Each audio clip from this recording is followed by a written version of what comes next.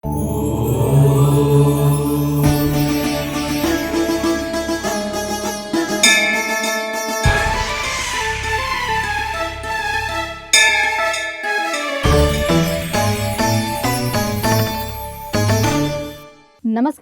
ETV life ఆధ్యాత్మిక channel తీర్థయాత్ర కార్యక్రమానికి స్వాగతం. భారతీయ ఆధ్యాత్మిక జీవన విధానం మహోన్నతమైనది, మహోజ్వలమైనది. అలాంటి ఆధ్యాత్మిక మార్గాన్ని మరింత ప్రకాశవంతం, ప్రభావవంతం చేయటంలో సద్గురువులు కీలకమైన పాత్రను పోషించారు. అలాంటి గురు పరంపరకు ఆద్యుడిగా దత్తాత్రేయుడు పూజింపబడుతున్నాడు. ఆది గురువుగా తన లీలా విశేషాలను కొనసాగిస్తున్నాడు. అలాంటి దత్తాత్రేయుడి మహిమలకు నిలయమైన మహారాష్ట్రలోని శ్రీక్షేత్ర దేవగఢ్ నేటి మన తీర్థయాత్ర.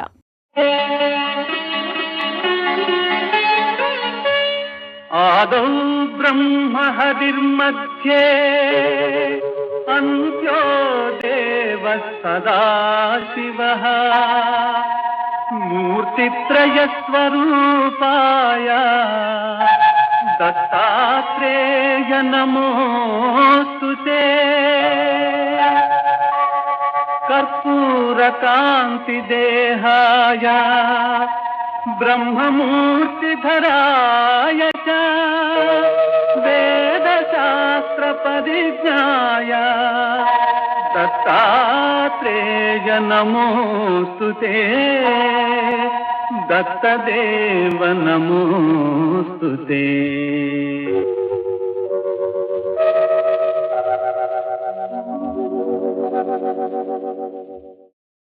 స్మరణ మాత్రం చేత తన భక్తులను ఆదుకునే దైవమే దత్తాత్రేయుడు. ప్రకృతిని గురువుగా, జీవరాశిని గురువుగా భావిస్తూ ఆది గురువుగా అవతరించిన త్రిమూర్తి స్వరూపుడే దత్తాత్రేయుడు. నాద సంప్రదాయంలో ఆదిసిద్ధుడుగా ఆరాధనలు అందుకునే దత్తాత్రేయుడు మహారాష్ట్రలోని శ్రీక్షేత్ర దేవగఢ్లోనూ కొలువై తన భక్తులను అనుగ్రహిస్తున్నాడు. ప్రవరా నదీ తీరములోని ఈ దివ్యస్థలి శ్రీ ప్రవరా దత్తాత్రేయ క్షేత్రంగా విరాజిల్లుతోంది.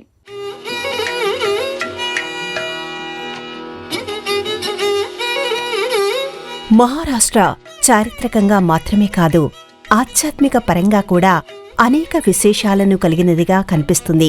ఎంతో మంది సిద్ధులు, యోగులు, అవధూతలు తిరుగాడిన పవిత్రమైన నేలగా ఈ పుణ్యస్థలి కనిపిస్తుంది. దత్త సాంప్రదాయానికి చెందిన అవధూతలు నిరాడంబరమైన జీవన ప్రయాణాన్ని కొనసాగిస్తూ అడుగడుగునా ఆధ్యాత్మిక పరిమళాలను వెదజల్లుతూ వెళ్లారు. తమ పాదస్పర్శచే ఆయా ప్రదేశాలు సిద్ధక్షేత్రాలుగానూ వెలుగొందేలా చేశారు. యోగాన్ని, జ్ఞానాన్ని ఆయుధాలుగా చేసుకుని ఆత్మసాక్షాత్కారాన్ని పొందడమే అవధూతల లక్షణంగా కనిపిస్తుంది. ఆశాపాశాల నుంచి, జన్మ సంబంధమైన వాసనల నుంచి, కర్మబంధాల నుంచి విడివడుతూ తత్వచింతన దిశగా కొనసాగడమే అవధూతలు అనుసరించే మార్గంగా అనుభవంలోకి వస్తుంది. అందరి నుంచి, అన్నిటి నుంచి విముక్తిని పొందుతూ ఆధ్యాత్మికపరమైన స్వేచ్ఛా ప్రయాణాన్నే అవధూతలు కోరుకుంటారనే విషయాన్ని అవధూత గీత స్పష్టం చేస్తోంది. త్రిమూర్తి రూపా దత్తాత్రేయ, త్రిగుణాతీత దత్తాత్రేయ, అనసూయ తనయా దత్తాత్రేయ, ఆశ్రిత రక్షక దత్తాత్రేయ. త్రిమూర్తి రూపా దత్తాత్రేయ, త్రిగుణాతీత దత్తాత్రేయ, అనసూయ తనయా దత్తాత్రేయ, ఆశ్రిత రక్షక దత్తాత్రేయ. త్రిమూర్తి రూపా. అలాంటి దత్తాత్రేయుడు ఆవిర్భవించిన 16 ప్రదేశాలు అత్యంత శక్తివంతమైన క్షేత్రాలుగా అలరారుతున్నాయి. ఆ జాబితాలో పిఠాపురం, గోకర్ణం, కరంజా, నర్సోపావాడి, గాణుగాపూర్, ఔదుంబర్, గిరినార్ తదితర క్షేత్రాలు కనిపిస్తాయి. ఈ 16 క్షేత్రాల్లో దత్తాత్రేయ స్వామివారు ప్రత్యక్షంగా సంచరిస్తూ ఉంటారని విశ్వసిస్తూ ఉంటారు. అంతటి క్షేత్రంగానూ మనకి దర్శనమిచ్చే మరో మహిమాన్వితమైన నిలయమే శ్రీక్షేత్ర దేవగఢ్గా విరాజిల్లుతోంది. ఆదిదేవన అంశనే, ఆది బ్రహ్మణ రూపనే, ఆదిదేవన అంశనే, ఆది బ్రహ్మణ రూపనే, ఆదిమూలన అత్రి మునీంద్రన అతిశయ ప్రీతియ అవతారనే. హే త్రిమూర్తి రూపా దత్తాత్రేయ, త్రిగుణాతీత దత్తాత్రేయ అనసూయ తనయ దత్తాత్రేయ ఆశ్రిత రక్షక దత్తాత్రేయ త్రిమూర్తి రూపా. అవధూత అనే మాటకు అవినాశి, వరేణ్యుడు, సుకర్మ నిష్ఠా గరిష్ఠుడు, తత్వమసి అనే అర్థం ఉంది. అలాంటి దత్తావధూత స్వయంభూగా ఆవిర్భవించిన మహిమాన్వితమైన ఈ క్షేత్రం పుణ్యాల వరదలా ప్రవహించే ప్రవరా నదీ తీరంలో విరాజిల్లుతోంది. చిన్న చిన్న గ్రామాలు, వాటిని కలుపుతూ కనిపించే పంట పొలాల మధ్యలో నుంచి సాగే ఈ ప్రయాణం ఎంతో ఆనందాన్ని కలిగిస్తుంది, అణువణువునా ఆహ్లాదాన్ని నింపుతుంది. ప్రతి దత్తక్షేత్రానికి ఒక ప్రత్యేకత ఉంటుంది. విస్మయులను చేసే విశిష్టతను సొంతం చేసుకుని కనిపిస్తుంది. దత్తానుగ్రహం, దత్తుడి అనుమతి లేనిదే ఎక్కడా ఆయన ఆలయాలను, మందిరాలను నిర్మించలేరని అంటారు. అలాంటి దత్తానుగ్రహాన్ని పరిపూర్ణంగా పొందిన పవిత్ర క్షేత్రంగా శ్రీక్షేత్ర దేవగఢ్ కనిపిస్తుంది. దత్త భగవానుడి అపారమైన లీలా విశేషాలను అందంగా వినిపిస్తుంది. దత్తాత్రేయుడు అత్రి, అనసూయ మాతలకు జన్మించిన త్రిమూర్తి స్వరూపుడు. అవధూత సాంప్రదాయానికి ఆద్యుడై, ఆదిగురువై ఈ లోకంలో సంచరించిన యోగిరాజ వల్లభుడు ఆయన. అలాంటి దత్తాత్రేయుడు క్షేత్రాలను పరిశీలన చేస్తే నదీ తీరాల్లో ఆయన ఎక్కువగా ఆవిర్భవించడం మనకి కనిపిస్తుంది. అలా గంగా, గోదావరి, కృష్ణ, భీమా నదులను పునీతం చేసిన దత్తాత్రేయుడు ఇక్కడి ప్రవరా నదీ తీరంలో 1000 పుణ్యముల వెన్నెలగా వెలుగొందుతున్నాడు. ఇక్కడ ప్రవరా నది హృత్యమైన ఒంపులను తీసుకుంటూ ప్రవహిస్తూ ఉంటుంది. ఆ సోయగాలను తిలకించడానికి ప్రకృతి అంతా ఇరువైపులా బారులు తేరిన భవన కలుగుతుంది. చాలామంది భక్తులు ముందుగా ప్రవరా నదిలో స్నానమాచరిస్తారు. ఆ తర్వాతనే దత్తాత్రేయ స్వామివారి ఆలయ ఆవరణలో అడుగుపెడతారు. ప్రవరా తీర్థ మహిమ గురించి ఇక్కడ కథలు కథలుగా చెప్పుకుంటూ ఉంటారు.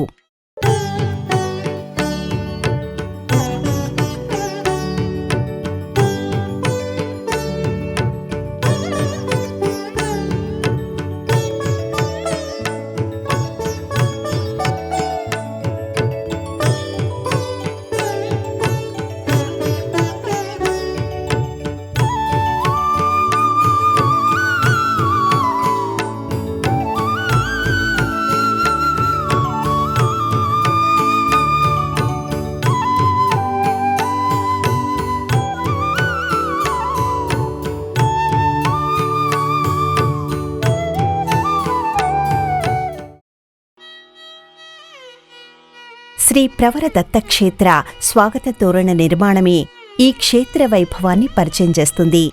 అందమైన, ఆహ్లాదకరమైన వాతావరణానికి ఇది తొలి వాకిలిగా కనిపిస్తుంది. పచ్చని చెట్లను కలుపుతూ ఏర్పాటు చేసిన పార్కింగ్ ప్లేస్ చూస్తే వేల సంఖ్యలో ఈ క్షేత్రాన్ని భక్తులు దర్శిస్తూ ఉంటారనే విషయం మనకి అర్థమైపోతుంది. దేవాలయ నిర్వహణకు సంబంధించిన భవనాలు, వసతి గృహాలు, పూజా సంబంధమైన దుకాణాల మధ్య చాలా దూరం నడవాల్సి ఉంటుంది. కొబ్బరి చెట్లు, అశోక వృక్షాలతో కూడిన ఉద్యానవనం మనసుకు మరింత ఉల్లాసాన్ని అందిస్తుండగా ప్రవేశద్వారానికి చేరుకోవడం జరుగుతుంది. అందంగా, ఆకర్షణీయంగా తీర్చిదిద్దబడిన ఈ ప్రవేశ తోరణం మంత్రముగ్ధుల్ని చేస్తుంది. అత్రివరదుడు, దేవదేవుడు, దిగంబరుడు, కృష్ణశ్యామల అనే పేర్లతో స్వామి పిలువబడుతూ ఉంటాడు. మనసు మైదానాల్లో మహిమలను వెదజల్లుతూ ఉంటాడు.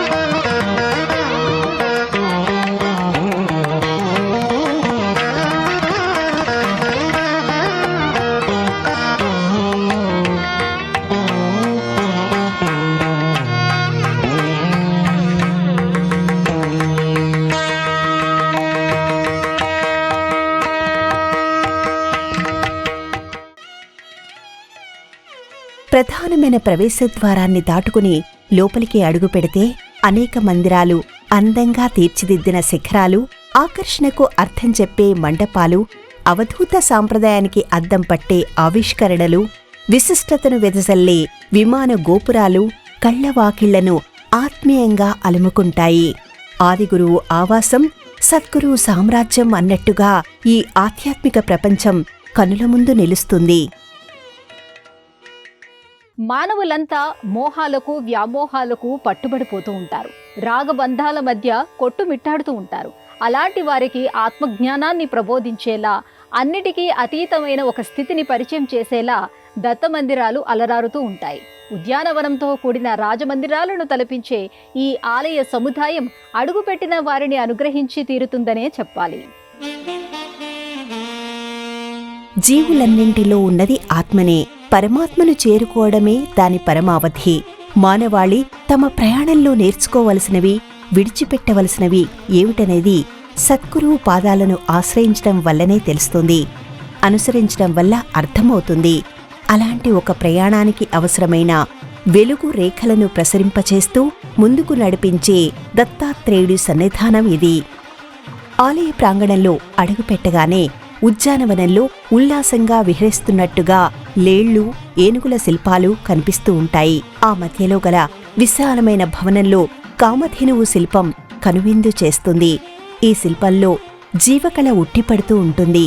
ఇలాంటి ఒక గోమాత శిల్పాన్ని ఇంతకుముందు ఎక్కడా చూడలేదనే అనిపిస్తుంది. భక్తులు కామధేనువుకు నమస్కరించుకుని అక్కడ్నుంచి ప్రధానమైన దేవాలయం దిశగా కదులుతారు. అనంత సంసార సముద్రతార నౌకాయితాభ్యా గురుభక్తిదాభ్యా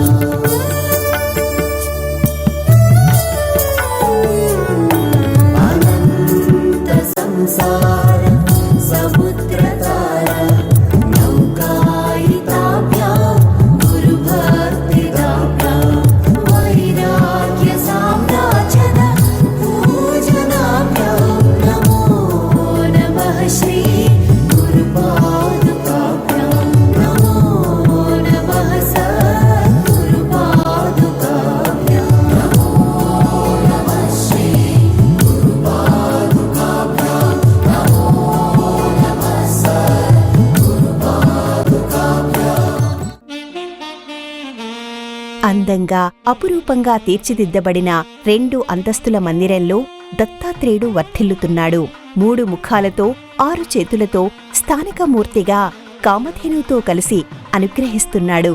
సింహాలతో కూడిన వెండి ఆసనంపై శంకుచక్రాలతో కూడిన తోరణ నేపథ్యంలో పంచపడగలతో కూడిన కిరీటాన్ని ధరించిన దత్తాత్రేయ స్వామివారి పాలరాతి మూర్తి దివ్యమైన తేజస్సుతో వెలిగిపోతూ ఉంటుంది. కార్తవీర్యార్జునుడు వంటి మహాభక్తులు దత్తాత్రేయ స్వామివారిని సేవించారు. పరశురాముడు, ప్రహ్లాదుడు, అలర్కుడు, హనుమంతుడు, కుమారస్వామి వంటివారు ఆ స్వామి నుంచి జ్ఞానామృతాన్ని పొందారు. ప్రకృతిలోని 24 జీవరాశులను గురువులుగా భావిస్తూ వాటి నుంచి అవసరమైన జ్ఞానోపదేశాన్ని పొందవలసిన అవసరాన్ని గురించి దత్తాత్రేయుడు సెలవిచ్చారు. అలాంటి ఆ స్వామి ఇక్కడ రుద్రాక్షలను, వివిధ రకాల పూలమాలికలను ధరించి దర్శనమిస్తుంటాడు. కవిత్వవారాసి నిశాకరాభ్యాం దౌర్భాగ్యదావాం బుధమాలికాభ్యాం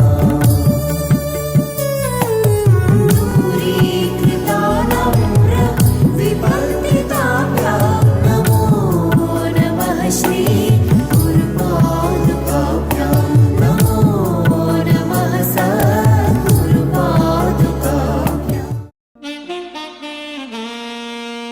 దత్తాత్రేయుడు అనేక యుగాలుగా తన భక్తులను అనుగ్రహిస్తూ వెళుతున్నాడు. అసత్యాలకు, అధర్మాలకు దూరంగా ఆధ్యాత్మిక చింతనకు చేరువుగా ఉండేవారికి దత్తుడి అనుగ్రహం త్వరగా లభిస్తుందని ఆధ్యాత్మిక గ్రంథాలు చెబుతున్నాయి. దత్తుడి సన్నిధిలో అడుగుపెట్టిన వారి నుంచి భూత ప్రేతాల వంటి దుష్టశక్తులు తొలగిపోతాయని విశ్వసిస్తుంటారు.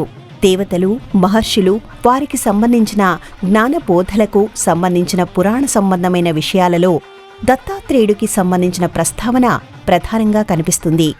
భక్తి, జ్ఞాన, యోగ, వైరాగ్య మార్గాలకు సంబంధించిన బోధనామృతం వినిపిస్తుంది.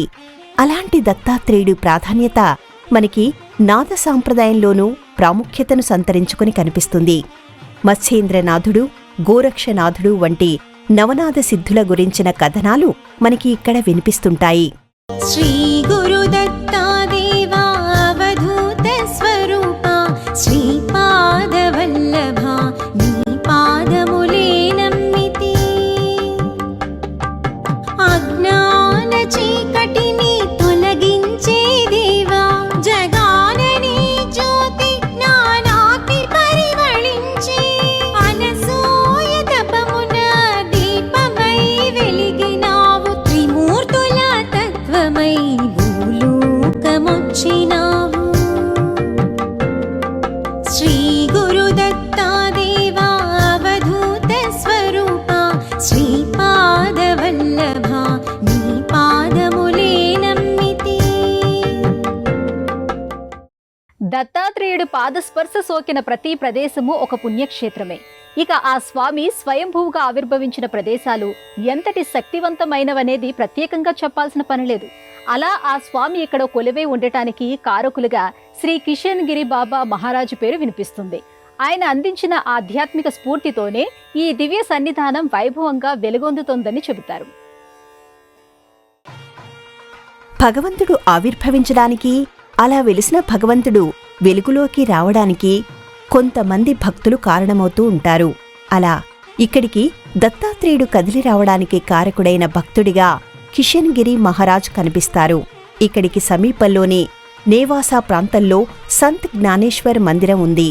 అక్కడ జ్ఞానేశ్వర్ సన్నిధిలో ఆ స్వామి ఆరాధనలో గడిపే కిషన్జీ మహారాజ్ ఆ తర్వాత కాలంలో శ్రీ క్షేత్ర దేవ్గఢ్కి చేరుకున్నారు. కిషన్ గిరి మహారాజ్ ఇక్కడ ప్రవారా నదీ తీరంలో ఆశ్రమాన్ని ఏర్పాటు చేసుకుని జ్ఞానేశ్వర్ రచించిన ధ్యానేశ్వరిని పారాయణం చేసేవారు. మరాఠీలోకి జ్ఞానేశ్వరుడు అనువదించిన భగవద్గీతను ధ్యానేశ్వరిగా పిలుస్తారు. దత్తోపాసనలో కిషన్జీ మహారాజ్ ఒక స్థాయికి చేరుకున్న తర్వాత ఆయనకి స్వామివారి సాక్షాత్కారం లభించిందట. అలా స్వామివారు ప్రత్యక్షమైన ప్రదేశంలోనే ఈ ఆలయ నిర్మాణం జరిగిందని చెబుతారు. కిషన్ గిరి మహారాజ్ చాలా కాలం పాటు ఇక్కడే ఉంటూ భక్తులకు శ్రీ దత్తలీలా విశేషాలను గురించిన ప్రవచనాలను చెప్పేవారు. తన జీవితాన్ని పూర్తిగా ఆ దత్తాత్రేయుడు సేవకు అంకితం చేసినవారాయన. దత్తాత్రేయ స్వామివారిని ఇక్కడికి రప్పించింది, ఇతర భక్తులకు ఆ స్వామి అనుగ్రహం లభించేలా చేసింది ఆయనే.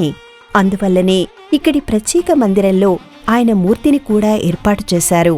ఆయన సమాధి మందిరం కూడా ఇదే కావడం విశేషం. పరబ్రహ్మతత్వమై జ్ఞానతత్వమై నావు అరణ్య వీరుడివై భిక్షాటన చేశావు త్రిమూర్తి రూపమున దత్తాత్రేయుడివయ్యావు గురు మార్గముని చూపి మోక్షతత్వమైనావు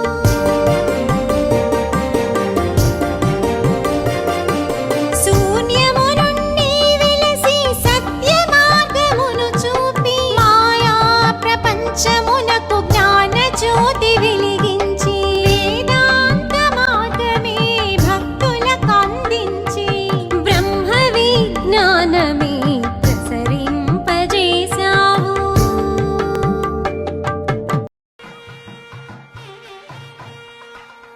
ప్రతి గురువారంతో పాటు దత్త జయంతి, శ్రీపాద శ్రీవల్లభుల వారి జయంతి, శ్రీ నృసింహ సరస్వతి వారి జయంతి, గురు పూర్ణిమ, ఏకాదశి వంటి పర్వదినాల్లో ఇక్కడ ప్రత్యేకమైన పూజలు, సేవలను నిర్వహిస్తుంటారు.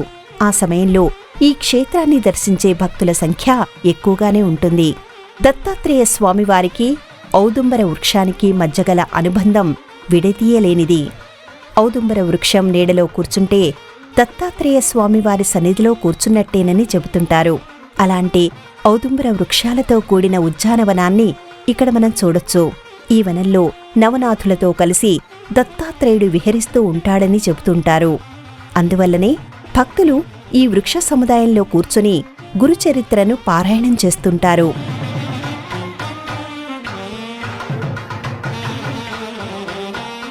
పంచముఖ సిద్ధేశ్వర మహాదేవ్ మందిరంతో పాటు మరికొన్ని ఉపమందిరాలు ఈ ప్రాంగణంలో విలసిల్లుతూ ఉంటాయి. వినాయకుడు, కార్తికేయుడు ప్రత్యేకమైన మందిరాల్లో పాలరాతి మూర్తులుగా పూజలందుకుంటూ ఉంటారు. భక్తులకు ఆశీస్సులను అందిస్తూ ఉంటారు. నవనాథులకు సంబంధించిన మందిరం కూడా ఈ వరుసలో మనకి కనిపిస్తుంది. ఒకవైపున షిరిడీకి, మరోవైపున శని శింగణాపూర్కి సమీపంలో ఈ క్షేత్రం ఉండటం వల్ల భక్తుల తాకిడి ఎక్కువగానే ఉంటుంది. అనునిత్యం ఈ ఆలయం తలుపులు ఉదయం 6 గంటల నుంచి రాత్రి 10 గంటల వరకు తెరిచి ఉంచుతారు. కాకడ ఆరతి నుంచి షేజ్ ఆరతి వరకు ప్రతిరోజు 4 ఆరతులను సమర్పిస్తారు. రాత్రి 10 గంటలకు నిర్వహించే పవళింపు సేవ అనంతరం తలుపులు వేస్తారు. దేశంలోని అన్ని ప్రధానమైన నగరాల నుంచి షిరిడీకి రోడ్డు, రైలు, వాయుమార్గాలు ఉన్నాయి. షిరిడీ నుంచి బస్సులు, స్థానిక వాహనాల్లో శ్రీక్షేత్ర దేవగఢ్కి చేరుకోవచ్చు. దత్త ఆరాధన చేయాలనుకునే భక్తులు ఆయన పెట్టే కఠిన పరీక్షలను తట్టుకొని నిలబడవలసి ఉంటుంది. అలాంటి వారికి ఆయన అభయము, అనుగ్రహము లభిస్తాయి. తన పాదాలను ఆశ్రయించిన భక్తులకు ఎప్పుడు ఏది అవసరమో అది అనుగ్రహిస్తూ వెళ్లడమే దత్తాత్రేయ స్వామి వారి ప్రత్యేకతగా కనిపిస్తుంది.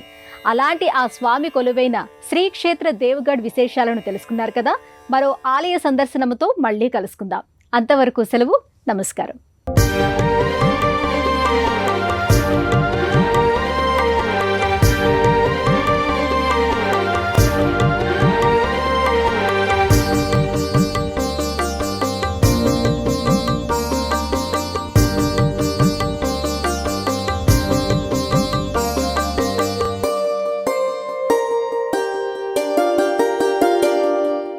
ఈ కార్యక్రమాన్ని తిరిగి చూడాలనుకుంటే www.youtube.com/@ETV Life Spiritual లో చూడవచ్చు.